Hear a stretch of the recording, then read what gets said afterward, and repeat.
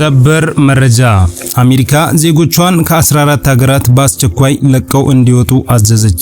ጦርነቱ የሚቆም አይመስልም። በጣም እያስፈራ ይገኛል። አሜሪካ ዜጎቿን ሙሉ በሙሉ ለቀው እንዲወጡ አዛለች። ይህ ጦርነት እስከየት ድረስ እስከመቼ የሚቆይም ይሆናል? አብረን የምናየው ይሆናል።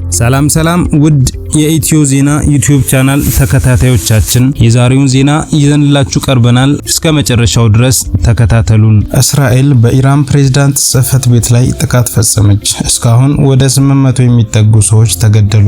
የእስራኤል ጦር በቴህራንና ቤይሩት ወታደራዊ ኢላማዎች ናቸው ባላቸው ስፍራዎች ላይ ጥቃት ፈጸመች። በሳውዲ አረቢያ ሪያድ የሚገኘው የአሜሪካ ኤምባሲ ላይ 2 የድሮን ጥቃት የደረሰ ሲሆን ጥቃቱን ኢራን ፈጽመው ሊሆን ይችላል ተብሏል። ከጥቃቱ መጠነኛ እሳትና አነስተኛ ጉዳት መድረሱ ተገልጿል። በአሜሪካና በእስራኤል ላይ የሲኦል በሮች ይከፈታሉ ሲሉ የኢራን አብዮታዊ ዘብ ተደምጠዋል። እስራኤል በኢራን ፕሬዝዳንት ጽህፈት ቤት ላይ ጥቃት ፈጸመች። እስካሁን 787 ሰዎች መገደላቸው ተገለጸ።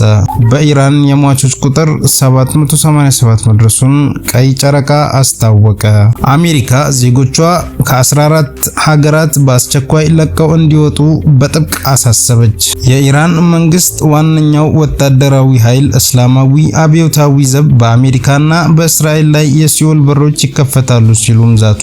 መሪውም ቴህራን ውስጥ በተፈጸመ ጥቃት የተገደሉበት አብዮታዊ ዘብ ቃል አቀባይ ብርጋዴር ጀነራል አሊ ሙሐመድ ናኢም ጠላት ባሏቸው በእስራኤልና በአሜሪካ ላይ ሰራዊታቸው ቀጣይነት ያለው ጥቃት እንደሚፈጽም ተናግረዋል። ጀነራሉም ታስኒም ለተባለው የሀገሪቱ ዜና ወኪል በሰጡት ቃል ኢራን ለተከፈተባት ጥቃት በታጠቀቻቸው ዘመናዊ ሚሳኤሎች የሲኦል በሮች በአሜሪካና በእስራኤል ላይ በከፍተኛ ሁኔታ ይከፈታሉ ብለዋል። አራተኛ ቀኑን በያዘው እና ኢራን ለተፈጸመባት ጥቃት በእስራኤል እንዲሁም በመካከለኛው ምስራቅ ውስጥ በሚገኙ የአሜሪካ ወዳጅ ሀገራት ላይ የምትፈጽመውን የሚሳኤልና የድሮን ጥቃቶችን እንቀጥላለችም።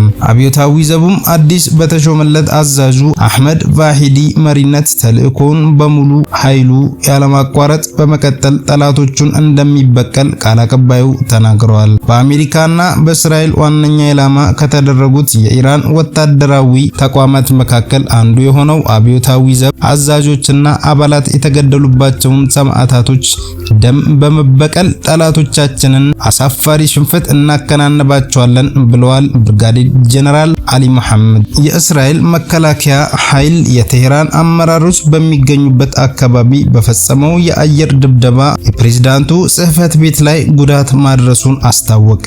የእስራኤል መከላከያ በቴሌግራም ገጽ ላይ ባወጣው መግለጫ በፕሬዝዳንቱ ጽህፈት ቤትና በኢራን ከፍተኛ ብሔራዊ ደህንነት ምክር ቤት ላይ በርካታ ድብደባ መፈጸሙን አስታውቋል። ወታደራዊ የስልጠና ተቋማትና ሌሎችም የኢራን መንግስት ቁልፍ መሰረተ ልማቶች ላይ ጥቃት መድረሱ ተገልጿል። በእስራኤልና በአሜሪካ ጥቃት የተገደሉት የኢራን ጠቅላይ መሪ አያቱላህ አሊ ካሚኒ ስራቸውን ያከናወኑ የነበረው አሁን ድብደባ በደረሰበት ቅጥር ግቢ ውስጥ እንደነበረ የእስራኤል መከላከያ አመልክቷል። በተያያዘም እስራኤል እና አሜሪካ ኢራን ላይ ጥቃት መፈጸም ከጀመሩበት ቀን አንስቶ ቢያንስ 787 ሰዎች መገደላቸውን የኢራን ቀይ ጨረቃ ማህበር አስታውቋል። ሁማን ራይትስ አክቲቪስት ኢን ኢራን የተባለው የሰብአዊ መብት ተሟጋች ድርጅት እንዳለውም የ176 ህፃናትን ጨምሮ 742 ሰዎች ተገድለዋል። የኢራን ምክር ቤት የጤና ኮሚሽን አባል የሆኑት ፋጢማ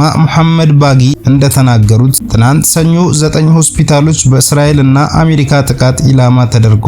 የእስራኤል መከላከያ በበኩሉ በቴህራን የጋንዲ ሆስፒታል ላይ ጥቃት ፈጽሟል የሚለውን ክስ አስተባብሎ ሆስፒታሉ ኢላማ አልተደረገም ብሏል። የኢራን የውጭ ጉዳይ ሚኒስትር ዛሬ ባወጣው መግለጫ እስራኤልና አሜሪካ በዚህ ሆስፒታል ላይ አነጣጥረው ጥቃት ማድረጋቸውን አስታውቋል።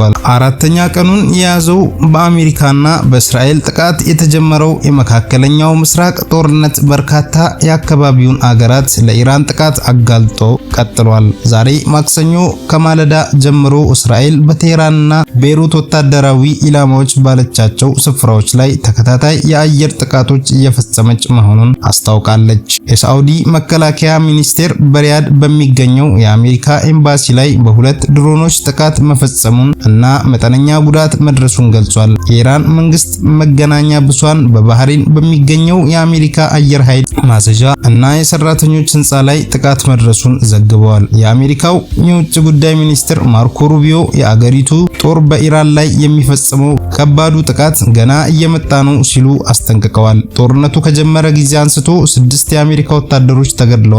በኩዌት የሚገኘው የአሜሪካ ኤምባሲ በቀጠናው የተፈጠረን ውጥረት በመጥቀስ ዝግ መሆኑን አስታውቋል። የእስራኤል ወደ ሊባኖስ እግረኛ ጦሯን በማስገባት ተጨማሪ ቁልፍ ስራዎችን ልትቆጣጠር መሆኑንም አስታውቃለች።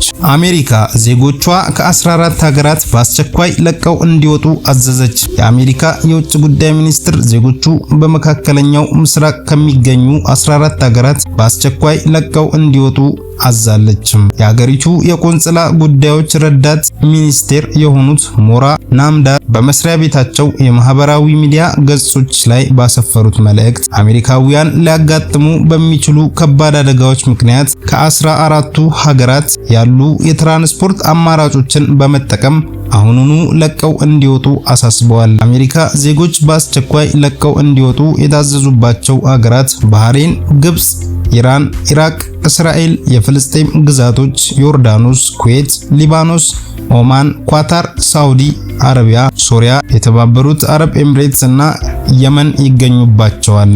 በኩዌት የሚገኘው ኤምባሲ ለየትኛውም የቆንጽላ ጉዳዮች የሚሰጠውን አገልግሎት ማቋረጡን ማስታወቁ ይታወሳል። ውድ የኢትዮ ዜና ዩቲዩብ ቻናል ተከታታዮቻችን የዛሬው ዜናችን ይህንን ይመስል ነበረ። እስከ መጨረሻው ስላዳመጣችሁን እናመሰግናለን። ሰብስክራይብ በማድረግ ቤተሰብ ይሁኑ። እስከ ቀጣዩ ዜና ድረስ ሰላም ቆዩልኝ።